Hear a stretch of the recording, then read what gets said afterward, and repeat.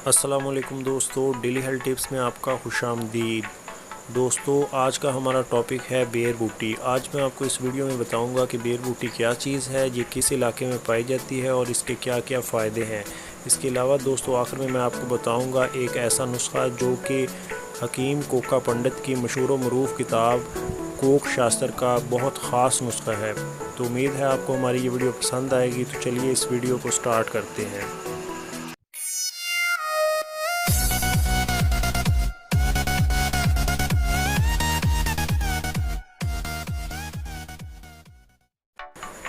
तो दोस्तों ये है बेर बूटी, जो आपको ये नज़र आ रही है, इसे बोलते हैं बेर बूटी। ये कोई जड़ी बूटी नहीं होती, बल्कि इसी तरह के ये सुर्ख कलर के कीड़े होते हैं और बहुत खूबसूरत और नरम मुलायम होते हैं।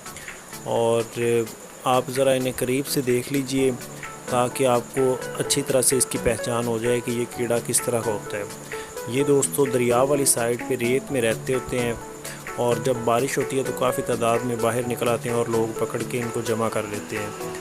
और वैसे बाज़ार से भी ये दोस्तों मिल जाते हैं। बाज़ार से अगर आपने लेने हो तो खुश किस्म के लें। बाज़ औक़ात ऐसा करते हैं कि मीठा तेल इन खुश्कशुदा में डाल देते हैं और इनका वज़न बढ़ाने की गर्ज से, और यही कहते हैं कि ये इन्हीं का तेल है। तो आपने वो वाले नहीं लेने जो कि तेल से भरे हुए हों। आपने अगर ख़रीदने हो तो आप खुश्क किस्म के जो बीटल होते हैं वो ले लें। तो दोस्तों इसे अरबी में काखना कहते हैं, लेकिन ये ज़्यादातर बेर बूटी के नाम से मशहूर है। इसका मजाज दोस्तों तीसरे दर्जे में गर्म और तीसरे दर्जे में खुश्क है और इसे ज़्यादातर बरौनी तौर पे इस्तेमाल किया जाता है। इससे तक़वीत बा और असाब को मजबूती देने के लिए दवाएं तैयार की जाती हैं और ज़्यादातर तिला और ज़मात में इसका इस्तेमाल होता है। और अगर अंदरूनी तौर पे इसका इस्तेमाल करें तो ये बच्चों में जो चीचक होता है बाज़ औक़ात अंदर छिप जाती है, तो इसको इस्तेमाल करते हैं बतौर ख़ुराक, क्योंकि ये काफ़ी गर्म चीज़ है तो इसलिए वो चीचक बाहर दोबारा नमूदार हो जाती हैं। तो इस चीचक को नमूदार करने की गर्ज से दोस्तों बच्चों को निसफ़ से एक दाना इस बेर बूटी का इस्तेमाल करवाते हैं पानी से, और ये 2-3 दफ़ा इस्तेमाल करवाने से चीचक जो है नमूदार होना शुरू हो जाती है। तो दोस्तों अब मैं आपसे वो नुस्खा शेयर करने जा रहा हूँ जो हकीम कोका पंडित की किताब कोक शास्त्र में पेज नंबर 167 पे मौजूद है। दोस्तों ये नुस्खा आप अगर आपके पास ये किताब है तो आप देख सकते हैं। ये नुस्खा मैंने कई दफ़ा तैयार किया और काफ़ी सारे दोस्तों को इस्तेमाल भी करवाया है। इसका बहुत अच्छा रिज़ल्ट आया दोस्तों, और इसमें ज़्यादा ख़र्चा भी नहीं आता। तो बात मैं कर रहा था बेर बूटी की, तो सोचा कि बेर बूटी के टॉपिक में ये नुस्खा भी आपसे शेयर कर दूं। इस नुस्खे के दोस्तों तमाम अज्जा जो है बाज़ार से मिल जाते हैं, लेकिन एक चीज़ है जिसे बोलते हैं शराब ब्रांडी नंबर 1। ये शराब जो होती है काफ़ी तेज़ किस्म की होती है और ये बड़ी मुश्किल से मिलती है। अगर आपको मिल जाए तो ठीक है, नहीं तो आप सफ़ेद प्याज़ों का पानी भी इसमें शामिल कर सकते हैं। मैंने वो भी करके देखा है, उसका भी सही रिज़ल्ट आता है।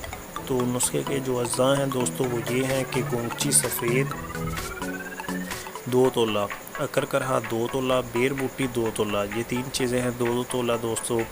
दोबारा से सुन लें, गोंगची सफ़ेद, अकरकरहा, बेर बूटी 2-2 तोले, और सिमल फार सफ़ेद 5 माशा। ये सिर्फ चार चीज़ें हैं दोस्तों, ये आपने ख़रीदनी है। और फिर आपने शराब ब्रांडी जो है वो लेके उसका एक एक कतरा खरल में डाल के इसे इन चारों चीज़ों को खरल करना है उस खरल में।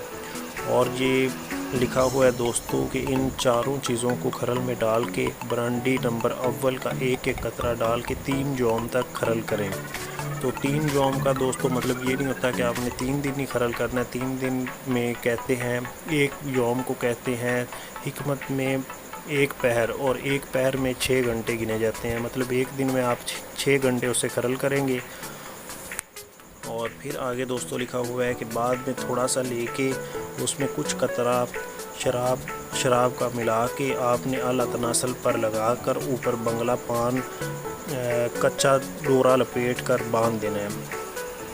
तो ये दोस्तों आपने क्या करना है कि जब आप उस किरस को बना लें, वो किरस जैसी बन जाती है या ऐसा समझ लें जैसे ज़माद होता है, तो वो आपने रख लेनी है। और उसमें से थोड़ी सी लेके आपने उसमें 2-3 कतरे मिला के, मतलब थोड़ा सा लेके 2-3 कतरे उसमें मिलाएंगे तो वो तेल सा बन जाएगा। तो वो आपने नफ्स के ऊपर वाली और साइड वाली साइडों पे लगा के अगला और नीचे वाला हिस्सा बचा के फिर आपने ऊपर पान का पत्ता लपेट लेना है कच्चे डोरे से, जो कि यही सूती धागा होता है, उससे आपने इसे लपेट के सो जाना है रात को।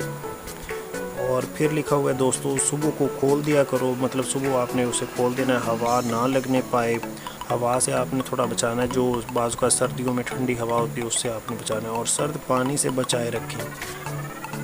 सर्द पानी आप जानते ही हैं दोस्तों कि ठंडे पानी से आपने उसे खोलने के बाद नहीं धोना। ये ख़ास तौर पे ये सर्दियों के बारे में कह रहा है कि सर्दियों में आपने उसे ठंडे पानी से बचा के रखना है। 21 रोज़ में हर तरह की ख़राबी दूर होकर क़ुव्वत और तेज़ी अज़हद हो जाएगी। तो आपने दोस्तों इसी तरह 21 यौम इसे इस्तेमाल करना है, और इससे वो कह रहा है कि हर तरह की ख़राबी दूर हो जाएगी और तेज़ी अज़हद आ जाएगी, मतलब उसमें जो क़ुव्वत है वो भरपूर तौर पे आ जाएगी। तो मैंने जब इसका इस्तेमाल करवाया दोस्तों, ये काफ़ी अच्छा तिला है। इसके इस्तेमाल से पहले दिन में ही फ़र्क पड़ना शुरू हो जाता है, और ज़्यादातर लोग जो हैं वो 10-12 दिन इसका इस्तेमाल करते हैं और कहते हैं कि हम बिल्कुल ठीक हो गए हैं। मैंने 2-3 लोगों को इसका इस्तेमाल करवाया और उनका यही कहना था। तो अगर आप देख लें 21 यौम अगर इसका इस्तेमाल करना है, तो फिर इसका हो सकता है कि ये उन लोगों के लिए बताया गया हो जो नामर्द हों या जिनका नफ्स बिल्कुल बेकार हो चुका हो, तो वो इसका 21 यौम इस्तेमाल करें, वरना ये 12-13 दिन में ही अपना काम कर देता है। तो इसका आप दोस्तों इस्तेमाल कर सकते हैं। उम्मीद है आपको हमारी ये वीडियो पसंद आई होगी। अगर इसके मुतालिक कुछ सवाल हो तो आप हमें नीचे कमेंट कर सकते हैं। आज दरअसल दोस्तों मेरा थोड़ा सा गला ख़राब था, तो मैंने फिर भी वीडियो को बनाना था, तो मैंने सोचा कि चलो आपको ये इस वीडियो को लाइक कर दीजिए, शेयर कर दीजिए, ताकि दूसरे लोगों के भी काम आ सके। और अगर आप हमारे चैनल पे नए हैं तो आप हमारे चैनल को सब्सक्राइब कर लीजिए और बेल आइकॉन को प्रेस कर लें, ताकि जो भी हम नई वीडियो अपलोड करें उसकी नोटिफिकेशन आप तक पहुंच जाए। मिलेंगे नेक्स्ट वीडियो में, तब तक के लिए अल्लाह हाफिज़।